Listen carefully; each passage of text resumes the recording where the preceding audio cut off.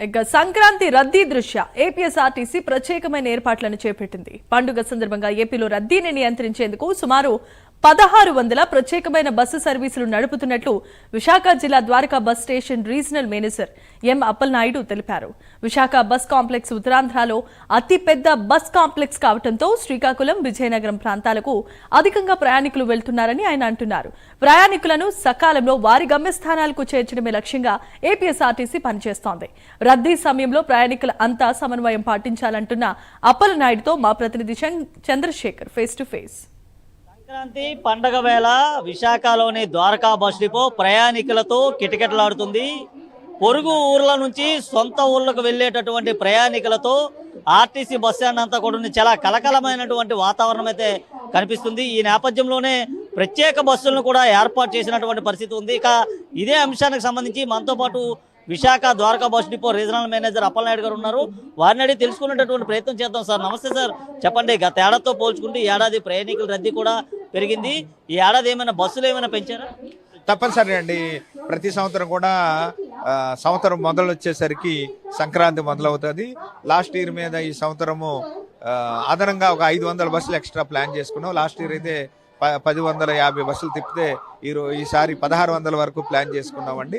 Last ఇయర్కి ఈసారికి ఏంటంటే శ్రీశక్తి పథకం ఆగస్ట్ 15 ఏదైతే ఉందో ఆంధ్రప్రదేశ్లో అమలు చేస్తున్న శ్రీశక్తి పథకంలో కూడా ఈ బస్సులన్నీ స్పెషల్ కూడా అమలు అవుతాయి కాబట్టి ఎక్కువ రద్దీ ఏర్పడ్డది. మేము ఆల్రెడీ 230 బస్సులు స్పెషల్స్ అయితే వెళ్ళాయండి. మొన్న కూడా దూర ప్రాంతాల నుండి కూడా మొన్నటి నుండి సెలవులు అయితే ఇవ్వడం జరిగింది స్టూడెంట్స్కి అందరికీ. వీళ్ళందరూ కూడా ఊర్లకు వెళ్ళడానికి ప్రయత్నం చేస్తున్నారు. అదేవిధంగా నిన్నటి నుండి విజయవాడలో ఒక 40 బస్సుల వరకు ప్రయాణం చేశారు. అన్ని బస్సులు కూడా ఫుల్గా ఉన్నాయండి. తప్పనిసరిగా ఎన్నిటికీ ఫ్లోటింగ్ ఎప్పటికప్పుడు పర్యవేక్షించుకోవడం, బస్సులు రూట్ను బట్టి ఒక రూట్లో ప్లాన్లో ఎక్కువ ఉన్నప్పుడు ఇంకో రూట్లో తగ్గించడం, ఆ రకంగా చేసే ప్రయాణికులు ఎటువంటి ఇబ్బంది లేకుండా సౌకర్యాలు 24 అవర్స్ కూడా సూపర్వైజర్లు అధికారులందరినీ నియమించడం జరిగింది. వాళ్ళందరూ పూర్తి స్థాయిలో పర్యవేక్షించు మేము కూడా ఎప్పటికప్పుడు పర్సనల్గా పర్యవేక్షించు ఎటువంటి ఇబ్బందులు లేకుండా చూస్తున్నాం. సాధారణ ఛార్జీయే ఆంధ్రప్రదేశ్లో ఉండేలా ప్రభుత్వ ఆదేశ ప్రకారంగా ఎడిషనల్ ఛార్జీ లేకుండా సాధారణ ఛార్జీ ప్రయాణం చేస్తున్నాము. తప్పనిసరిగా అందరికీ కూడా క్లియర్ చేస్తాం. ప్రయాణికులకు ఒకటే విజ్ఞప్తి, ఒకేసారి ఒకే బస్సు ఎక్కకుండా అందరూ కూడా సమయం పాటించి లైన్లో క్యూలో లైన్లో ఉండి బస్సు తర్వాత బస్సు వస్తుంది, కంగారు పడకుండా ఒకే బస్సులో వెళ్ళకుండా వాళ్ళు ఇబ్బంది పడకుండా పిల్లలతో అందరితో ఉంటుంటారు, అందరూ ఫ్యామిలీతో వస్తారు కాబట్టి వాళ్ళతో క్రాసింగ్ లేకుండా బస్సులో అడ్డంగా పడకుండా ఈజీగా వాళ్ళు చూసుకొని భద్రంగా సుఖంగా సురక్షితంగా ప్రయాణం చేయాలని మాకు సహకరించి ఇంకో కొంత సేవ చేయడానికి, అదేవిధంగా శ్రీశక్తి అమల్లో 5 బస్సులకి ఏదైతే ఉందో సిటీ ఆర్డినరీ, మెట్రో ఎక్స్ప్రెస్, పల్లివెల్లి బస్సుల్లో అలవాటు ఉంది కానీ వాళ్ళందరూ కూడా ఆధార్ కార్డులు పట్టుకొని వాళ్ళందరూ రెడీగా ఉన్నట్టయితే వాళ్ళకి ఎటువంటి లేట్ లేకుండా ఓవర్లోడ్ ఉన్నాయన్నీ కూడా ట్రాఫిక్ 130 వరకు తిరుగుతున్నాయి కాబట్టి వాళ్ళందరికీ సహకరించవలసిందిగా కోరుతున్నాం. ప్రధానంగా చూసుకుంటే సాధారణ రోజులతో పోల్చుకుంటే పండగ సీజన్లో మాత్రం ఎక్కువగా ఆర్టీసీ బస్సులు రద్దీగా ప్రయాణించేటటువంటి పరిస్థితి ఉంది. ఫిట్నెస్ విషయంలో ఎలాంటి జాగ్రత్తలు తీసుకుంటారు? తప్పనిసరి అండి. మనం సంక్రాంతి రాగానే 1 నెల రోజుల నుండి కూడా భద్రతా మాసోత్సవాలు కూడా మాకు జరుగుతున్నాయి. 1 మంత్ నుండి కూడా అన్ని బస్సులు ఇంక్లూడింగ్ హైర్డ్ ప్రైవేట్ బస్సులు కూడా మేము సెన్సస్ తీసుకొని స్టీరింగ్ హార్డు, అదేవిధంగా బ్రేక్స్ ఇలాంటి అన్ని కూడా సెన్సస్ చూసి అన్ని కూడా అటెండ్ చేసామండి. ఎటువంటి ఇబ్బందులు లేవండి.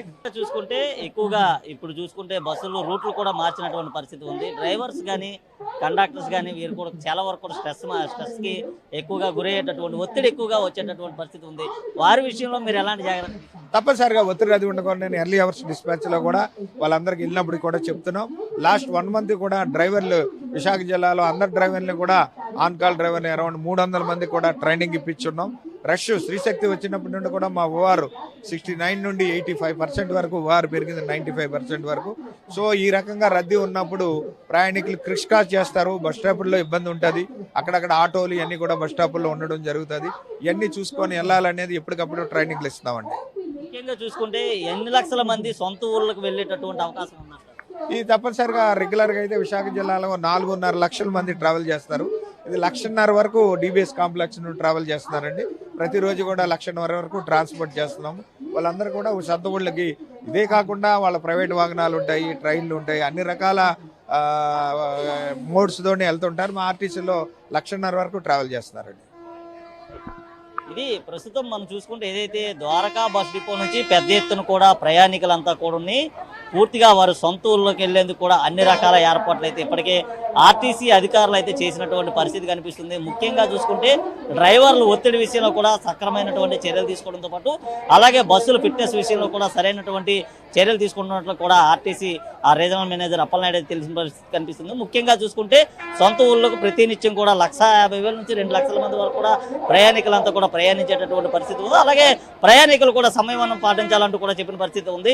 గత ఏడాదితో పోల్చుకుంది ఈ ఏడాది దాదాపు 500 బస్సులు అదనంగా కూడా యాడ్ చేసినట్లు తెలుస్తుంది. ముఖ్యంగా చూసుకుంటే ఏదైతే విశాఖపట్నం నుంచి శ్రీకాకుళం, విజయనగరం ఈ ప్రాంతాలకు వెళ్ళేటటువంటి వ్యక్తులు ఎవరైతే ప్రయాణికులు ఉన్నారో వారందరికి సంబంధించినటువంటి ప్రత్యేక బస్సులను కూడా ఏర్పాటు చేసాము. అలాగే స్త్రీశక్తి పథకాన్ని కూడా ప్రతి ఒక్కరు కూడా వినియోగించుకోవాలంటూ కూడా చెప్పిన పరిస్థితి ఉంది.